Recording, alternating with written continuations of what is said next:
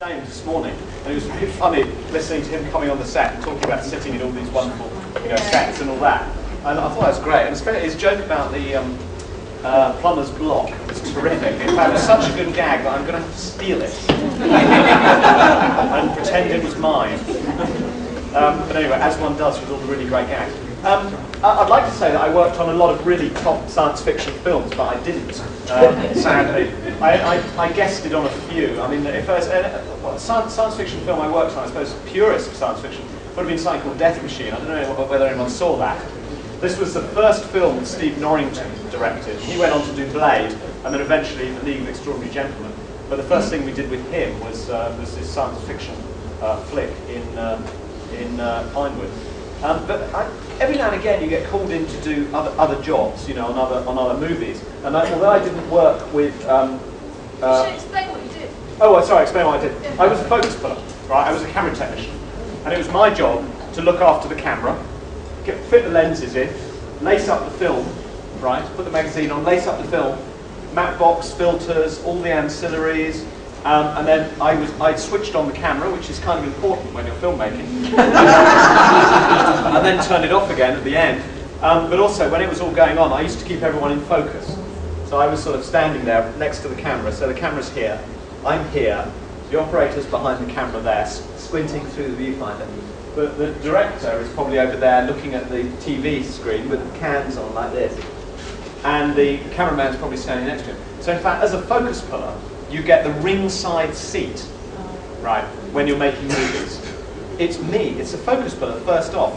I'm here, camera's here, everyone else is behind, right? So I'm there with ringside seat. So if it's a close-up, they're literally, 4 or 5 feet away. That's great fun. And I ended up working on films like, Highlander 2, I suppose that's vaguely science fiction.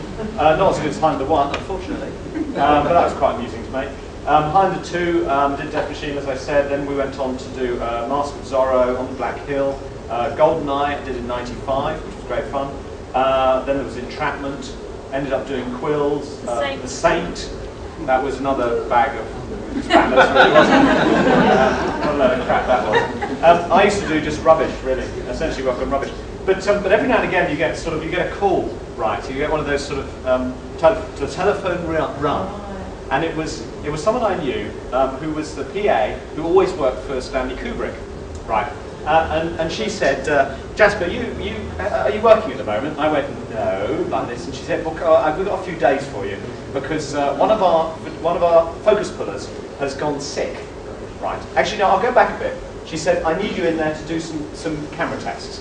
Now, the thing about Kubrick, right, when he was shooting, is that he used to shoot endlessly. He used to shoot, and then the following day, there was no sort of schedule, nothing, right?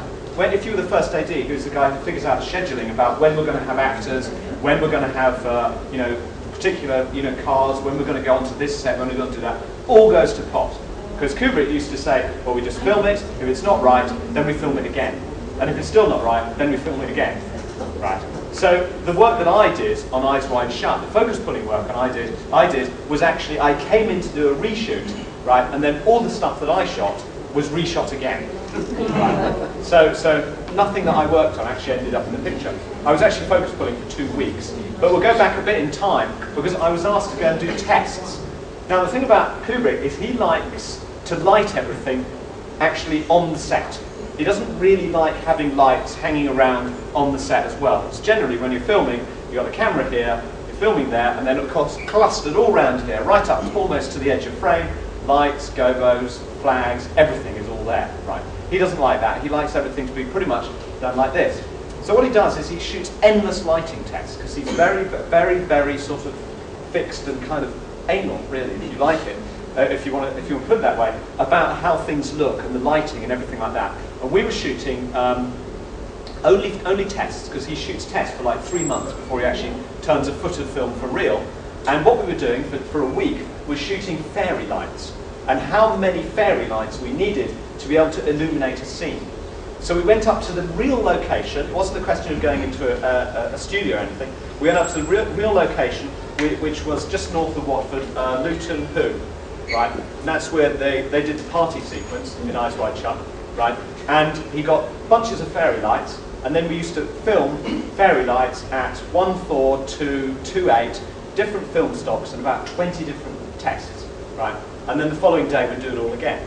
So we used to do really interesting tests, because he'd suddenly say to the cameraman, listen, what if we put a 5K bubble into a bedside lamp?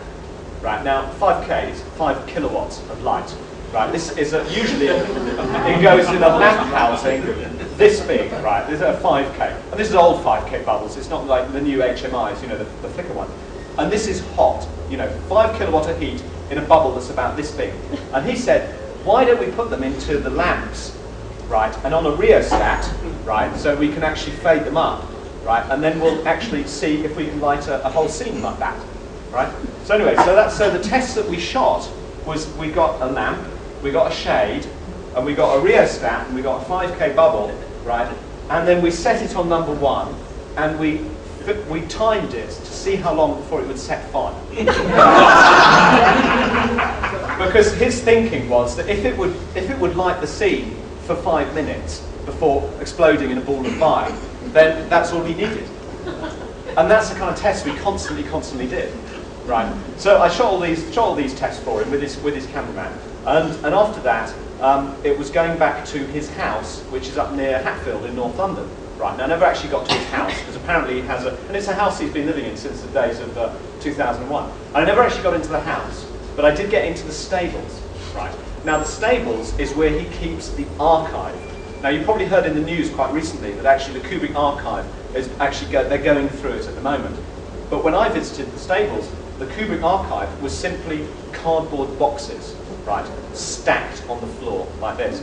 And the first thing I went through is I opened a filing cabinet, completely alone, right? I opened the filing cabinet, rippled through it, and it was tons and tons and tons of 10x8 glossy photographs of the Vietnam War, right? And everything was logged, right, alphabetically like that, and there was a card index on top that would explain exactly where everything was. Because he used to spend years looking into these things. So for Full Metal Jacket, right, he just had tons and tons of stuff like this. I opened the second drawer, exactly the same, more photographs. Fascinating. Went into the next room, because it's stables, remember, so you have all these things around the central courtyard. Went into the stables, and I found these cameras, which were Mitchell NC cameras, which was the new camera, and it was designed in about 1920s. And the thing about these is they have no reflex, right? Usually when you have, straight out of drama school, rather in some places and other places now. And you've got your first film gig, right, and you have got a scene opposite Michael Caine. Right. And you've been watching him and everything, you know, Get Carter, the whole lot, you know. And this is, you know, film legend. And what he does is he gets in early. He's someone who sits on the set when you're not working. He doesn't disappear to his trailer. And he comes up to these actors, because we chatted to the actors afterwards, who were like all sort of, you know, almost sweating, you know, with admiration. And he used to say, I won't do the voice. He used to say, we've got a scene together. And they go, yes, Mr. Caine. Come and let's have a talk. And he'd take them away and he'd give them like a 2 or 3 hour lecture on how to do film acting. Right? Because in general, when you go to RADA, you learn about dramatic acting and, you know, back and forward set and everything. And he'd explain to them, he'd give them like a 2 or 3 hour lecture on how to act for film, which is entirely different, because you've got to sit within a frame, and that's very, very important. And you could see him talking to them, and he said, it's very interesting, he says, there's your mark, very simple, there's your mark, that's when you have to finish your dialogue, right? Go on your end mark, talk your dialogue backwards. Right? Talk your dialogue to your backwards to yourself, and when you get to the end of your dialogue, make another mark, right? And then, on action, he used to do his dialogue, talk, and finish. Right, spot on, every single time. But what was amusing, watching him do it, because he is a joy to watch, even from a technician's point of view, because he always hit his marks. And when you're a focus pillar, you want the actors to hit their marks, because if they come slightly over them, well, I mean, we can make adjustments, but it's much easier when they hit their marks. And certainly for an operator, you know, to hit their marks is really good. And he's a great one for hitting marks. But we did have to do the scene where he walked down the steps, and you could see that he had figured out his dialogue by walking backwards up the steps, because he figured out what he's doing after a while. And the director, who was a lovely bloke called Phil Kaufman, right, who made The Right Stuff, and who wrote the Outlaw Josie Wales. And he did the Unbearable Lightness of Being. Unbearable Lightness of Being. He was fired off Outlaw Josie Wales. He hates Clint Eastwood because he set it all up, and this wonderful, it's a great movie, and he set it all up and everything was really good and it was going to happen. He was directed, and he claims that in fact he was sort of bounced off a bit because Eastwood saw it was such a great movie. But he wrote that wonderful dialogue scene between the Indian chief and Josie Wales right at the end, which is a fantastic cinema moment. Anyway, so Phil Kaufman, he said to Michael, could you just start a step higher? Right. And Michael goes, okay. And he starts a step higher like that. And action. Does all his dialogue, and at the bottom step he goes like that. Because he'd mistimed it, because he thought he was an extra step up. And he goes, oh, sorry, do it again. But it was obviously all there in his head, and he had been completely locked himself in, and he thought there was another step, because he was so locked into the dialogue he was doing. But the other great thing about Kane that you very rarely saw from actors is that when you're doing a close-up, right, here, so you're sort of close-up there with person X here, obviously person Y here, who's next to the camera, say the camera's here, so person Y here is on the camera, right? When you're doing a really intense scene, which is a close-up, right, you want your offlines to be as good to bounce off them. You need an actor to bounce off, right?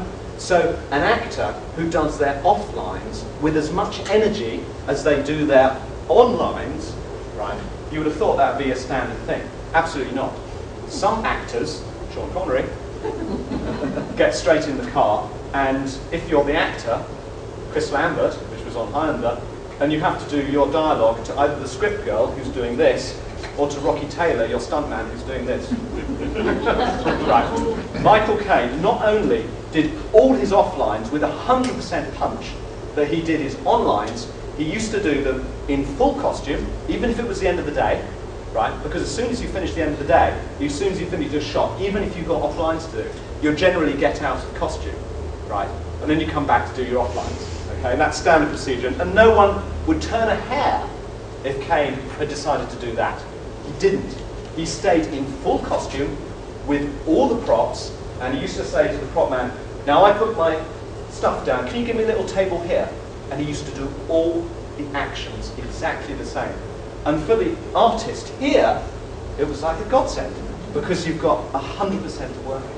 And this was the stuff that we used to see as crew that really set people like that apart. And interestingly enough, the closest with that kind of etiquette between actors that I'd seen was actually Chris Lambert. He used to do all that as well. Unfortunately, he wasn't such a great star. In fact, he used to just do sort of this. You know, a career, really, from doing that. but he was a tremendous sport, and we used to say, Chris, like this, and he would, what? Because he's French, of course. And we said, we got a new crew member coming in. This is when we were shooting Highlander 2. And we shot it in Argentina because it's a good way for producers to pocket money, right? Total scam. Anyway, we're shooting in Buenos Aires for 4 months. Anyway, we say, Chris, we got this new you know, whatever, camera assistant in. Will you do the monkey? Right. And he goes, oh, no, I don't want to do the monkey. No, I'd always do the monkey. It's always Grace. And I go, no, come on, do the monkey. Oh, okay then. And then he used to go, but 20 times better than I did. And everyone, of course, falls over laughing because he was such a terrific sport. But he was a great one for hitting marks and lines and everything like that, really acting his tail off. Unfortunately, you know, not in very good movies, sadly, you know. But that's what happens. But yeah, dear old Michael, I'll say, wonderful person to work with. Give me something else to talk about. Yeah. How bad was Sean Connery? How bad? I shouldn't really say this, should I? Is this recording? No, you shouldn't. We won't listen, but you do. I'd say it without being recorded. Turn it on. I think the other one's on as well. We've put to Well? He's developed hand in most things. He's written scripts, stories, and his style. And he says, what's he like as a person? He's very nice, very charming. I'd like to meet him, so I just wondered briefly. Yeah, no, he's very nice, very charming, very affable. In general, there are with very few exceptions, right, the ones that I mentioned, actors are very polite to the crew. Chris, what? She was fine to camera, maybe not to you. But in general, the ones who are going to be there for any period of time, they know that if you insult the crew, right, they're the ones who make you look good. And if you muck around, then you'll be here till midnight, right? So in general, right, Val Kilmer's another one who's a bit tricky. But in general, they pretty much know what's going on. Now, if you're like a co-star, not even a star, if you're like a sort of, Michael Ironside, a actor, jobbing actor, right, they're generally all pretty nice. John McGinley, who now plays Cox in Scrubs, he was also in Highlander 2, if you remember. Again, in Point Break. In Point Break as well. Again, very, very pleasant, very, very nice. Michael Ironside, the one thing about Michael Ironside, I remember though, you wouldn't want to sneeze near him, because he was very big into homeopathy and herbalism.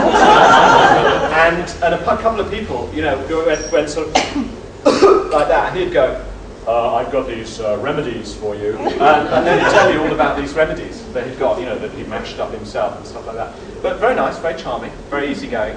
This is your mark, okay, fine, like that. Oh, a quick story about Spencer Tracy, right? If you ever watch a Spencer Tracy movie, you see him and he does this.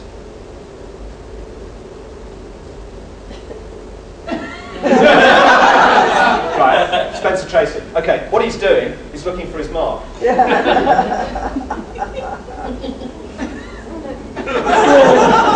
So next time you watch a movie with Spencer Tracy, you can see him going for his mark. And in those days, it would have been like a sausage marker, which is like a long thin bean bag.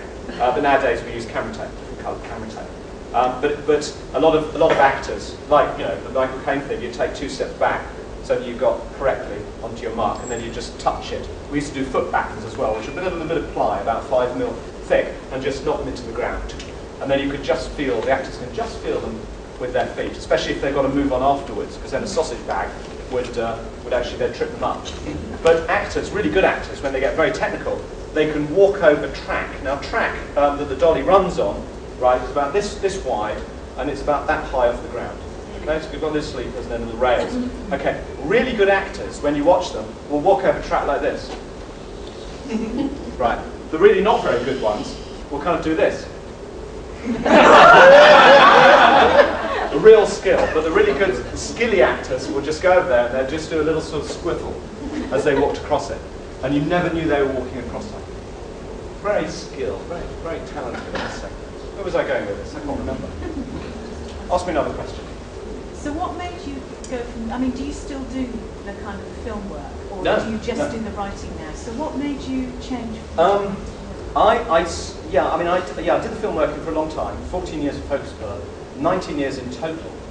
But for about the last 9 years, when did I start writing? I must start writing in 88, and I left the industry in 2000. Right, I started writing in 88, wrote my first novel in 93, finished it in 93, which was The Big O Greasy, right? And then I couldn't get that published, and then I wrote The Fourth Bear, and then The Air Affair, and then another 2 books, and then I think I did something called The Last Dragon Slayer, and I think then I finished The Air Affair. And then The Air Affair was picked up in 2000, and then I was published in 2001, in July 2001. When I was picked up by Hodder, the initial deal wasn't very high, not quite high enough to give up work to be a freelance focus puller. But then I got a deal with Penguin in the States, and then there was enough. So I actually then could stop work. So it was September the 3rd, 2000, and I was on the Grand Sasso, just above Rome, where Mussolini was imprisoned, remember that? And was got out by Otto Skorzeny. It's great what you discover when you're rummaging around in these hotels high up in the mountains above Rome. It was a 300 mil on short infinity at 5.6. I remember it very precisely, and that was it. I was finished with the film industry, and it was with Leonardo DiCaprio. Leonardo DiCaprio. A mobile phone. A mobile phone. Japan. Yeah, for Japan. Because a lot of stars will do any crap commercial you would care to mention, as long as it's not shown in a domestic market. So all the Americans will, stars will come over here or to Japan and do complete rubbish, right? Just pocket a huge amount of cash, and on the basis that it will never be shown back home in America. It was the basis of that film Lost in Translation. That's what happens. That's what you do. Yeah, with the whiskey, you know, and all that stuff. And we did tons of commercials like that, you know, Kate Moss and tons of petals and all that stuff for some crummy Japanese milky tea in a can. We did once for Kate Moss. Because in between films, I did tons of commercials as well, about 500 commercials. Well, but anyway, yeah. So I was published in 2001, and that was it. I was very lucky to be in a position whereby they'd pay me enough, so I wouldn't actually have to work anymore. And that was when I finished with the film industry. And I'm known as an escapee, because when you're in the film industry, you kind of always moan about it and want to get out. And I managed to get out and escape. So apparently, I'm a bit of a sort of pin-up boy for all focus pullers. Everywhere, because I actually managed to escape from the industry. There's four focus puller, you know, 1984 type things, rubby clothes drawings, or one last battered photograph of you, and that's his only hope for the day. Jasper did it, so can I. I'm reaching out, you know, the black and white montage. But the funny thing was that all the time I was like, people would say to me, Jasper, are you coming to have some lunch? And I was going, no, I'm just working on something. And I'd be there in the back of the camera truck in Red Square on the Saint with my laptop, just writing a little bit of something. What are you doing, Jasper? Oh, nothing. But no, what are you doing? Oh, just writing something. What? A book? Yeah, kind of. You know, that's what I did for like 9 years. Had you always written? Had you always written for it because you enjoyed writing? Or did you just do it because you wanted to be a writer? You can't stop writing.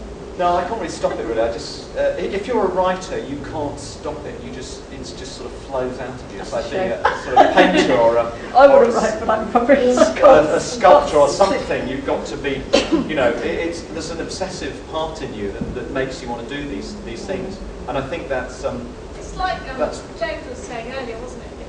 If you sit down every day, and even if you write something that never goes anywhere, you have you're to, writing, you have to just keep I mean, doing it. what James was saying this morning, absolutely right for all authors. You know maybe it's not working, but you've just got to carry on doing it and getting on with it. I just loved it. And it wasn't until I was sort of in my late 20s, in 88 I was 27, that I sort of got the idea that anyone could write. You didn't actually have to have any academic qualifications, right? Which is absolutely true. The only qualification you need to write is to being a human. And I figure the longer that you've had this qualification, right, the better you probably are at writing. You know, because all you do is pull on your experiences and everything that you see and do around you, and then you sort of take it and you have ideas that catch in your mind like a drift net, and then you take all these little ideas, you know, about Jane Eyre being kidnapped out of Jane Eyre, that'd be fun, you know, extinct dodos, re-engineered, that'd be fun as well, and you pick all this stuff up, and you take, time travel, that's kind of fun, I'd like to use that, but let's use it in an unusual way.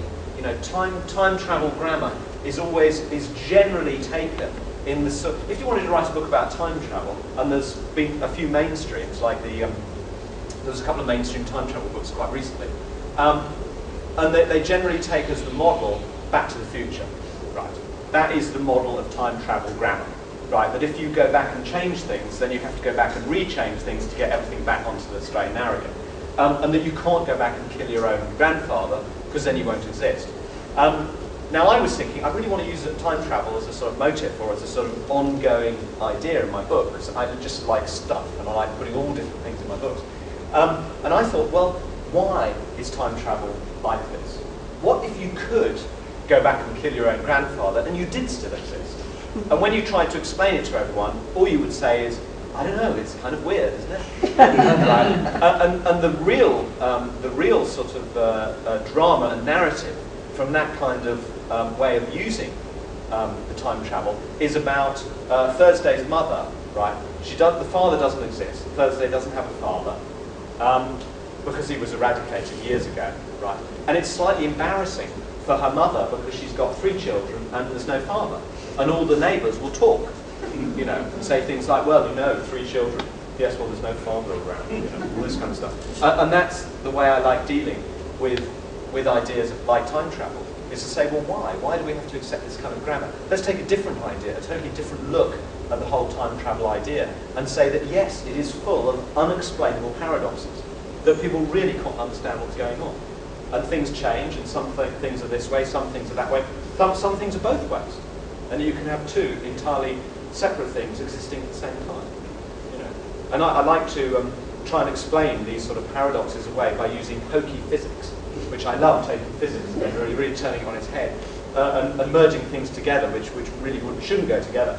So by taking this quantum sort of idea about how you can have electrons that are in two different places at the same time, and all that sort of subatomic nonsense that really doesn't make any sense, and then try to bring that together with John Travolta, right, and develop a theory which is called the Schrödinger night fever principle, which states that two opposite states can coexist exactly at the same time. And it's very simple to explain, because if you think about it, Saturday Night Fever, which is a really bad movie, right, can actually be a really good movie as well. You know, because you watch it and you think, what a crock of shit, right? Which it is, let's face it, right? But then you watch it again and you're in a kind of retro kind of 80s mood, and you just like that shot where he's walking down and you kind of wish you could dance like that, you know, or that you were like that in the 70s, and that was kind of cool. And you think, hey, actually this is a really good movie. So there you have it, you see two opposite states existing at the same time.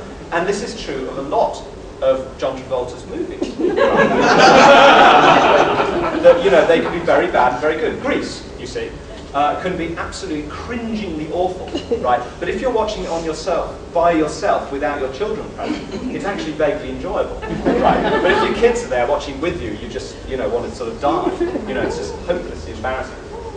Some actually don't fit into the mould at all, like Get Shorty, which is good no matter which way you look at it, and Battlefield Earth, which is a stinker.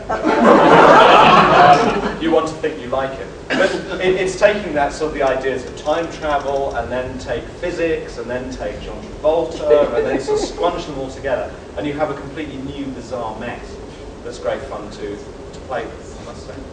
Yeah. Anyway, well, another question. Yeah. Having been in the film industry, would you like to see any of your books turned into films? Yeah, books into films. Not really, is probably the answer. For the Thursday Next series, I think some books are made into movies very easily, right? Short stories are made best into movies. And short stories by Stephen King probably made into the best. You know, if you take a short story by Stephen King, you can translate it to the screen reasonably well. Shawshank Redemption, which wasn't called that in the book. Rita Hayworth. Rita Hayworth, that's it. And the Shawshank Redemption, that's it. And Green Mile, right? Short stories made into very good films. In fact, short stories make the best films. Films are, in essence, short stories, right? So when you try and take a whole book and squunge it into 90 minutes, there's a hell of a lot that isn't going to fit. It's like trying to fit a quart in a pint pot. There's a lot that's going to spill out the side. You just have to wash it down the drain. Now, some novels, which are full-length novels, can be made into movies relatively easily. John Grisham books, for instance, do actually make quite good movies, and you don't lose too much. He actually does that on purpose. That's why he doesn't have series books, because then you can sell each one separately. You don't have any serial character rights issues, which are a big problem. Another book that was made into a movie that I think was one of the best, probably, was the Joe Simpson book, Touching the Void. Now, if you read the book, it's all about him surviving a climbing accident in the Andes. If you read the book, it's brilliant, absolutely gripping, but it's told from the sort of the three different characters, his climbing partner and the guy who's back at the base camp. And when you watch the film, it's a terrific film. That whole spirit of it really comes across in the film as well, equally as well. Has anyone seen the film, Touching the Void? Joseph, you have. And you read the book? Yes. Yeah, it does work, doesn't it? It does. Yeah, it's almost the same thing, just on film. Didn't the director just do it? He did. He did the. Yeah, didn't he do the one with Idi Amin? Wasn't that him? Oh yeah. Last King of Scotland. Yeah. Yeah, he directed that one, Yeah. which was a bit of a departure for him. Anyway, but trying to make the Thursday Next series into films would be very difficult to translate because there's so much going on. There's so many different characters, there's so many different plot lines, but I think they would be so lost in the translation that you'd end up with something pretty awful. So I'm not willing to sell the rights. The point about selling rights, if you're an author, is it's gone. Right. There's no crying if you don't like what they did. It's gone. you enjoy the new extension on the house, or or the kids at university, and it's gone. Hemingway used to say that he used to go to the Californian border and he used to throw across a script, and they used to throw back a bag of money, and that was his relationship with Hollywood, and it was the best relationship to have. But it's completely gone. And I think if I was to sell it, and then some producer, 18 cells down the line, because once you have the options, doesn't mean you're going to make it. Then you sell it to someone else. You just package it with perhaps a director and an actor interested in it, and then you'd sell all those options on to the next person. And that's a clever way to make money in movies. You don't actually want to make films, because then there's a possibility of losing money. The best way to make movies is actually to package deals and sell them to another producer. The Saint, if you watch The Saint, opening credits of The Saint has about 10 producers, because it had been sold backwards and forwards so many times. And every time it goes backwards and forwards, the contract says that you get $1.5 million when it gets made, right? So when The Saint was going all over the place, here, there, everywhere. When it finally arrived with Paramount, right, it had a huge price tag on it, which was just the people that actually moved it backwards and forwards, even before you'd even thought about getting, signing up Kilmer or Phil Morris, who ended up directing it. Anyway, so if you sold it to someone, they could just say, okay, and they just sell it on to someone else, and before you know it, Thursday Next is Vin Diesel. Going around sort of choosing people, and there's not a book inside, so it's all about drivers. And there'd be nothing I could do. And the worry about that, of course, is not only that they're going to be rubbish, but also that if the first one makes no money, right, the series is dead in the water. So Kathleen Turner did the first V.I. Wachowski film, do you remember that? Yeah. Made no money. And they're great books. They're great books. It made no money, right, not a beat, and ever since then, producers have said, well, we tried the V.I. Wachowski series, it didn't work, right, dead in the water. You cannot sell those books to Hollywood anymore. There's probably a different type of writing involved, but I understand now that the Screen Actors Guild in America are on strike, because a lot of those are getting money from DVD residuals as well. I know that's probably a slightly different angle from the writing of music, but what are your views on that, for instance? Do you have any ideas on that? What going on strike for more money? The Screenwriters Guild. The Screenwriters Guild. I have a sort of rather grudging respect for any trade union that can actually sort of has some balls, to be honest. That's why I have a grudging respect for the French when they go on strike, and the farmers go on strike and throw sheep at people. And the gendarmes just sort of stand by and go, well, I think they have a point. And I kind of like that in a funny kind of way. And in the same way as in America, it is very, very strongly unionized. I was in New York. It's pretty strong, I tell you. It's pretty strong. And they don't have, of course, they didn't have a Margaret Thatcher to actually make anti-union legislation. So, if you speak to someone in the union in America and say, well, actually, you have to have a ballot for your members, and then you have to have a cooling off period, and then 5, no, 3, 2. Can I just be a cheeky little slider? We've got 15 more minutes to pump in for the questions, so pump. But I have a quick question. How many people want to do the masquerade tonight? The reason I ask is we are running extremely late, and the hotel are pressuring us to get the food in on time. So if it's only a few people, we can shorten things. But if everybody said we all want to do it, we've got a bit of a problem. Are you going to cancel it? We're not cancelling it. We're just trying to figure out how we're going to reschedule things if necessary. No, it will be done. It will be done tonight. How many people wanted to do the masquerade? We just need to know how big the time slot is. We just need to know how big a slot we need to allow for. We're not putting. 1, 2, 3. We just want to know how many you've got. There'll be Sharon Day as 4, well. 5. No, it's not doing it. No, this one. All right, okay. Enjoy yourself. We'll see you guys straight after this. Sorry about that. Okay. What was I talking about? Unions.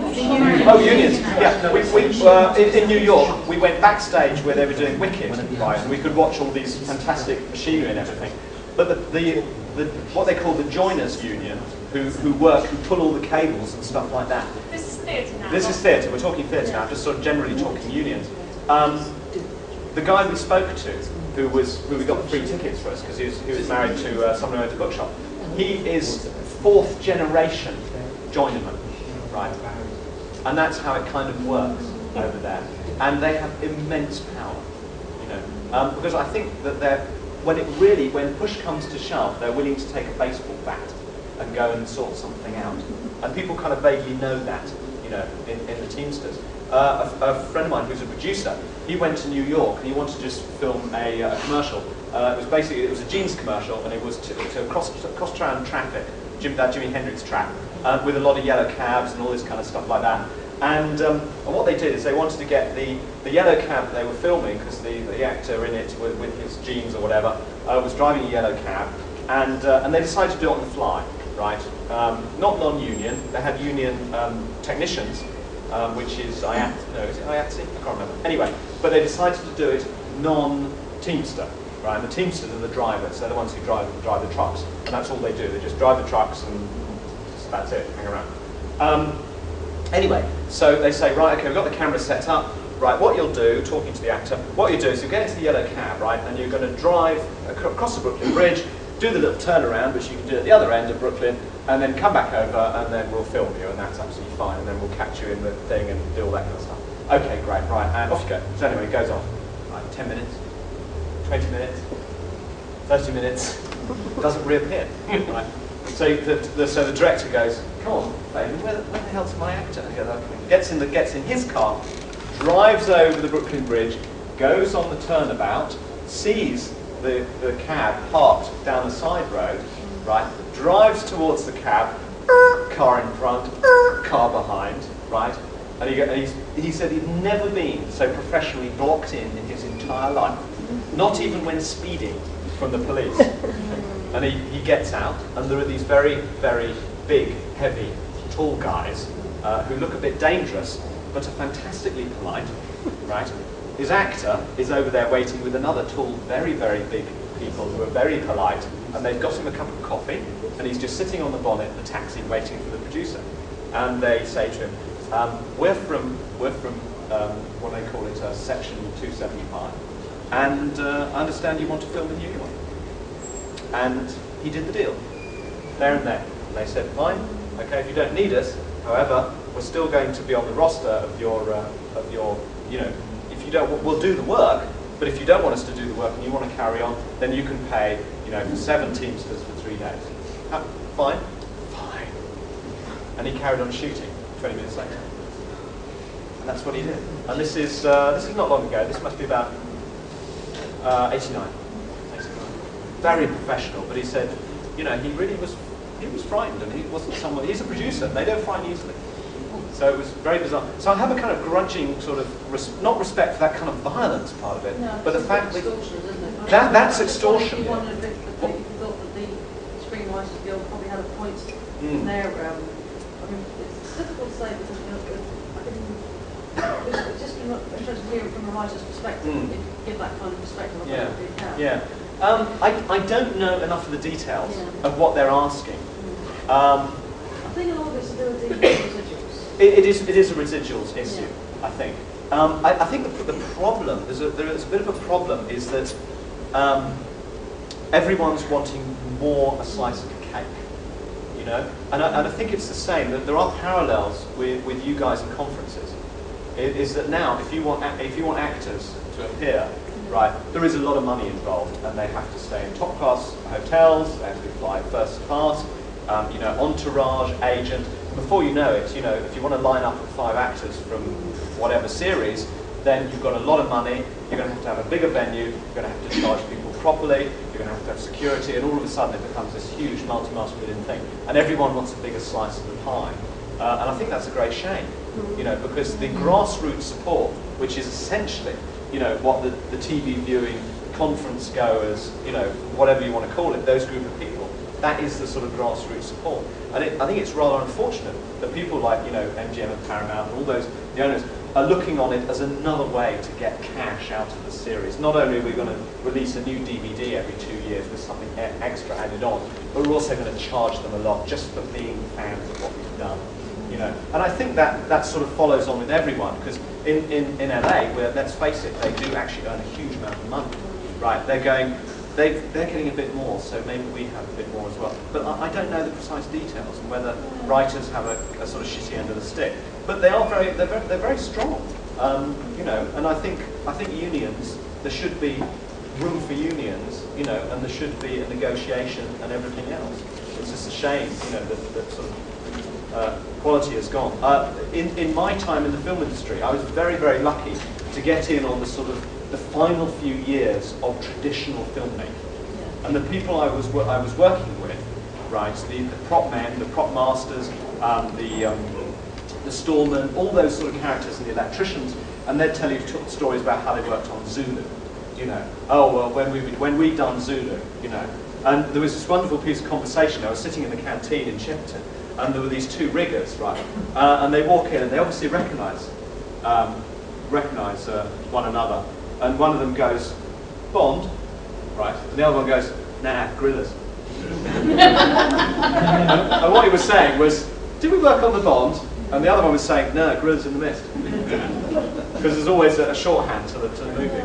Like A View to a Kill, it's called AVTAC, A View to a Kill. But otherwise it's always known as the Bond. But I got that was that last sort of traditional end of the industry.